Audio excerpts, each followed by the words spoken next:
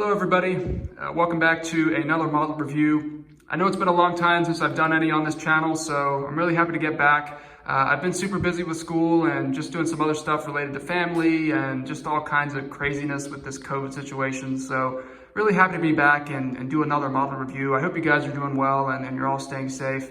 And thanks for sticking around on this channel. If you subscribe for model reviews, I do a variety of content, so things are gonna change later on. But for now, we're going to do a model review of the NG models, 1/400 scale Sands or Las Vegas Sands Corporation, Lockheed L-1011 Tristar. I was really interested with this release, honestly. It's brand new. It just came out this last month. I also got the Four Seasons 757-200, the Northwest 757-200. So some really awesome releases from NG models. They always come out with some pretty interesting just content. I mean, they usually release models that I would think Gemini or even Phoenix would just never release. So it's just fantastic that we have a company like them who does good quality models of really interesting ones as well, and even historical type of models such as this one. So yeah, we're going to talk about this model, take a look at it, see what it looks like, and obviously I just received it a couple days ago, so it's brand new. Really excited to take a look at it. But first, I want to show you the box a little bit.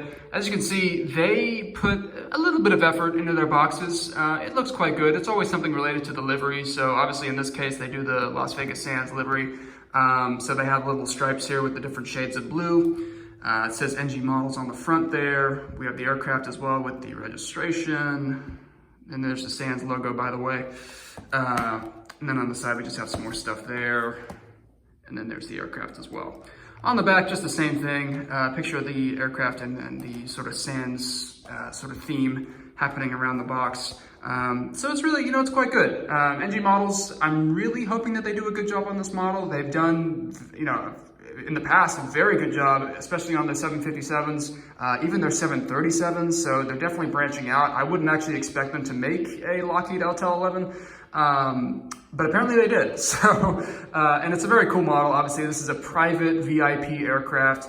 If you know anything about the Las Vegas Sands Corporation, they run a bunch of hotels in Las Vegas, obviously. They might have some other partners as well internationally. But clearly they make enough money to operate some private aircraft, and they even have a 747 SP. They have a Lockheed. They obviously have the Lockheed L-1011, which sadly has been retired actually. But in terms of their current fleet, they have like a Gulfstream. They have a 763. They have a 737, I think. So clearly a sizable fleet that can fly internationally with a complete VIP configuration. So a very cool model indeed. And let's open it up and let's take a look. All right, so here's an overall look of the model. Looks pretty good just from my first glance. A little bit shorter, honestly, than I expected, just because I probably haven't seen an L-1011, probably in 15 years. I might have seen one, but obviously it's mainly a retired aircraft these days. I think Lockheed Martin still actually operates one for national defense purposes or testing purposes or something like that. In terms of actual commercial or even VIP configurations, I'm pretty sure there is basically none in existence at the current time in 2020. But just an awesome aircraft, honestly. So let's start with the nose, first of all. And it's interesting livery as well. They have like just these blue stripes. There's actually a bit of a gold or yellow one down here. But anyways, we'll start with the nose. Just basic details, nothing super in depth. Here at the front. So there's the nose of the aircraft. You got the first front landing gear there. Moving towards the L2 door. And as we reach the wings, and I'll give you an overhead view as well. Obviously they put that first antenna, but pretty good details over there.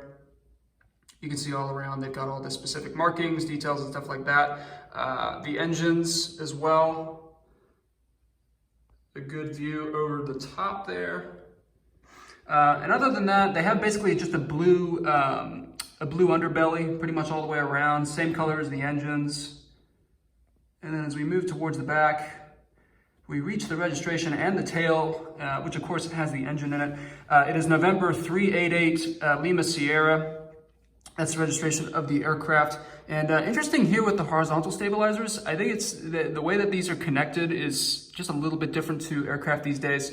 Obviously that's a real life phenomenon with this aircraft, but it's just interesting to note how they put a little bit of, it's almost like it's been stuck in there, but it's not like it, you know what I mean? Like it's different from like if I got this Norwegian, for example, that's just put in there straight in. I mean, there's a little bit, you can see a little bit of markings where they put it in, but here it like covers most of it. You can see exactly where that horizontal stabilizer was put in.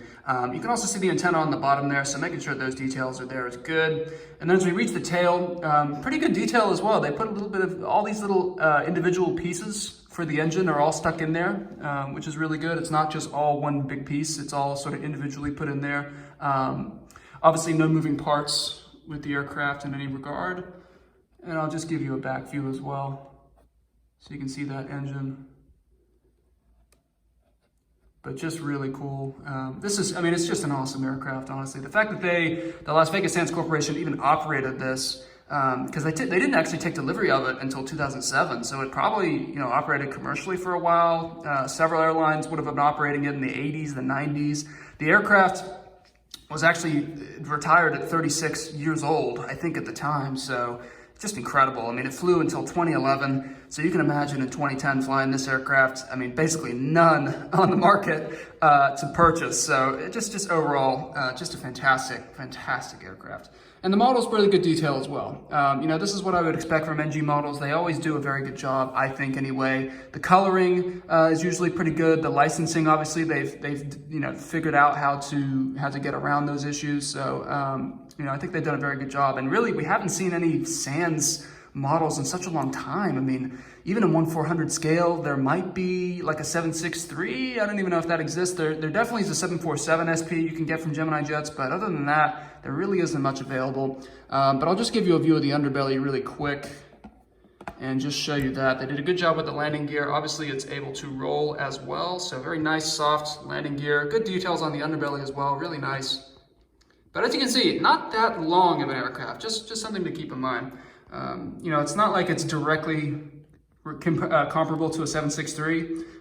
It seems as if it's a little bit shorter than that, but it's just an interesting design overall because, you know, the Lockheed L-1011 really wasn't that successful as, you know, as an aircraft in general. In fact, I think there's a really good video on YouTube you guys should watch if you're curious about the aircraft. But after this commercial aircraft from Lockheed Martin, they didn't really release anything else for the commercial market. So, you know, I think it was just bad timing, or there was something wrong with, you know, it just was not that great of a seller in the end. But, you know, some private VIPs are definitely going to be interested. So overall, just a really cool model. Certainly would recommend it. And also with the Four Seasons 752, I'm going to do a review of that model as well. But overall, just really cool. And yeah, that's pretty much it. So thanks a lot for sticking around in this video, guys.